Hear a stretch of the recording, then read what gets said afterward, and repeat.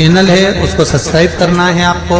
उसका एक कारण है, जो उपाय हम लोग कथा के माध्यम से बताते हैं, ये उपाय आपको YouTube के माध्यम से आपके मोबाइल पर पहुंच जाए। महत्वता पहली, सबसे पहले हरतालिका पूजन, भगवान शिव की आराधना किसने करी थी? माता पार्वती। और पार्वती जी ने किससे पूछी थी?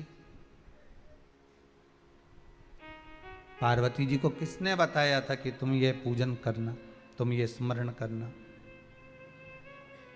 हस्त नक्षत्र आए तब आप शंकर भगवान के शिवलिंग का निर्माण करना, पूजन करना, अर्चना करना, ये किसने बताया? किससे पूछा था? कौन बताएगा? तो कहा, जब माता पार्वती का उमा रूप में दर्शन हुआ, जब माता पार्वती उमा बनकर प्रकट हुई, तब भगवान महेश के पास में बैठकर पार्वती जी ने एक प्रश्न किया था।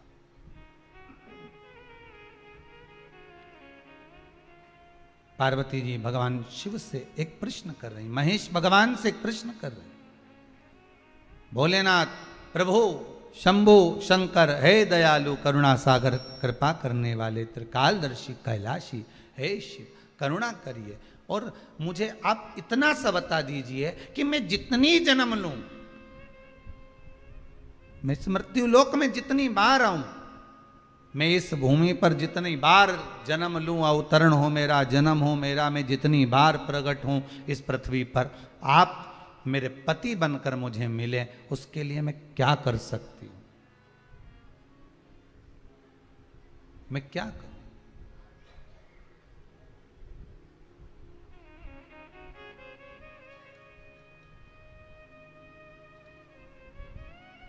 मैं कैसे आपको प्राप्त कर सकती हूं? अब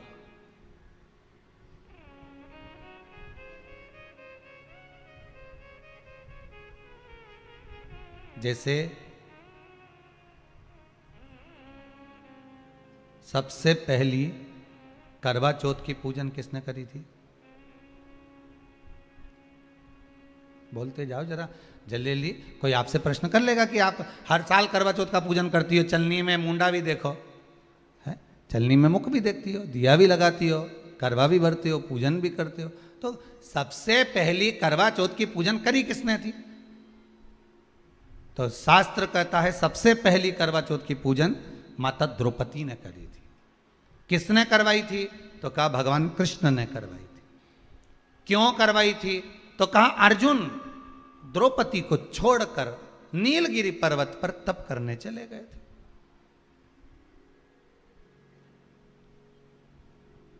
और नीलगिरी पर्वत पर जब अर्जुन तप करने के लिए गए, घोर तप अर्जुन ने करा। अब अर्जुन ने तप करा तो इसको द्रौपदी को कहीं से सूचना मिल गई कि दुर्योधन ने अपनी 2 अक्षौणी सेना अर्जुन को मारने के लिए भेजा। अब व्यक्ति अगर नेत्र बंद करके बैठा है, साधना में बैठा हुआ है, तप में बैठा हुआ है, अपनी भक्ति में बैठा हुआ है, और कोई आया पीछे से और उसने वार कर दिया, तो किसको मालूम पड़ेगा? कौन जानेगा? अब अर्जुन अगर तप साधना में बैठे हुए हैं और द्रौपदी का पति अर्जुन अगर तप साधना में बैठा और पीछे से अगर दुर्योधन आक्रमण कर रहा है 2 अक्षौणी सेना के साथ, तो कौन जान सकता? तब भगवान कृष्ण दौड़ कर गए द्रौपदी के पास में। द्रौपदी द्रौपदी द्रौपदी ने ठाकुर जी के चरण पकड़ लिए, तुरंत हाथ जोड़कर बोली, प्रभु क्या बात है, आप बताओ क्या हो गया? भगवान बोलने लगे, द्रौपदी तुझे कुछ मालूम है? द्रौपदी बोली, नहीं प्रभु, क्या हो गया बताइए आप मुझे, तुझे मालूम नहीं? दुर्योधन ने 2 अक्षौणी सेना अर्जुन को मारने के लिए नीलगिरी पर्वत पर भेजी। नीलगिरी पर्वत पर? हाँ, तो वहां तो अर्जुन तप करने गए हैं, साधना करने के लिए गए हैं, वहां तो अर्जुन भगवान की भक्ति को धारण करने के लिए गए। तो द्रौपदी ने कहा, अर्जुन अगर भगवान की भक्ति को धारण करने के लिए गए हैं और दुर्योधन ने अगर सेना भेज भी दी है, तो क्या मेरे पति की रक्षा वो परमात्मा नहीं करेगा, जिसका वो स्मरण कर रहे हैं, जिसका वो पूजन कर रहे हैं, जिसकी वो भक्ति को धारण कर रहे हैं? भगवान मन में सोचे वो गया तप कर रहा है, उसी चक्कर में तुम्हें तेरे पास आया। भगवान ही आया है ना तोड़ के, दूसरा कोई तो नहीं आया ना। मार्ग दिखाने वाला कौन होता है? परमात्मा। मार्ग बताने वाला कौन होता है? परमात्मा होता है। एक बार तुलसीदास जी एक पद लिख दी है, सिया राम मैं सब जग जानी, करो प्रणाम जोर जुग पानी। जब तुलसीदास जी ने पद लिखा कि हर एक में राम समाया है, चप्पे चप्पे में डाली पशु पक्षी सब में भगवान राम समाये हैं, तो तुलसीदास जी लिखकर जा रहे थे, इतने में एक बच्चा दौड़ कर आया और आकर कहा, अरे काका उधर मत जाना, तुम लाल कलर की धोती पहने हो, उधर जाओगे सामने से एक बेल आ रहा है, एक बहुत बड़ा नंदी आ रहा है, वो तुम्हें पछाड़ देगा, मार देगा। इतने में तुलसीदास जी ने कहा, तुझे मालूम नहीं बेटा, मैंने अभी चौपाई लिखी है, सिया राम मैं सब जग जान। अभी मैंने चौपाई लिखी, सब में राम है, तो बेल में भी तो राम होगा, नंदी में भी तो राम होगा, वो मुझे नहीं मारेगा। तुलसीदास जी आगे बढ़े, बेल ने सींग से उठाया, तुलसीदास को पटक दिया। और बाबा तुलसीदास जी को जैसे ही पटका, तुलसीदास जी दौड़कर गए, सीधे पहुंचे गंगा के घाट पर, कलम उठाई, जो चौपाई लिखी थी उसको काटने लगे। इतने में हनुमान जी महाराज आकर खड़े हो गए, काट मत देना, रामायण की चौपाई एक मत काट देना, बिल्कुल मत काटना। तो तुलसीदास जी ने लिखा, बोला मैंने चौपाई लिखी थी, सिया राम मैं सब जग जानी, करो प्रणाम जोर जुग पानी, सब में मैंने राम देखा, तो फिर बेल ने मुझे क्यों मारा?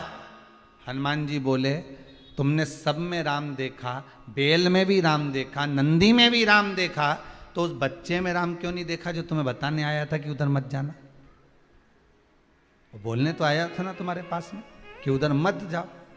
भगवान अपना असली रूप रखकर कभी तुम्हारे सामने नहीं आता। अगर भगवान असली रूप रखकर आ जाए, चार हाथ लगाकर, सुदर्शन चक्र लेकर, त्रिशूल लेकर भगवान तुम्हारे पास में आ जाए और आकर तुरंत तुम्हारे सामने खड़ा हो जाए, तो तुम तो सोचोगे कहीं नाटक वाला आ गया, 10 रुपये निकाल के पर्स में से लाओगी और तुरंत दे दोगी, ए बाबा लो 10 रुपये लो, चलो यहाँ से बढ़ो। तो भगवान कभी ऐसा रूप रखकर नहीं, असली स्वरूप में तो भगवान आता ही नहीं है। भगवान तो आपका कोई अपना बनकर, कोई रिश्तेदार बनकर, जब तुम्हारा कोई काम अटका हुआ है और वो काम तुम्हारा तुरंत हो गया, किसी के माध्यम से हो गया, तो उसको धन्यवाद देना परमात्मा को कि तू रूप रखकर आ गया, तूने स्वरूप बदल लिया, आज कार्य को सफल कर।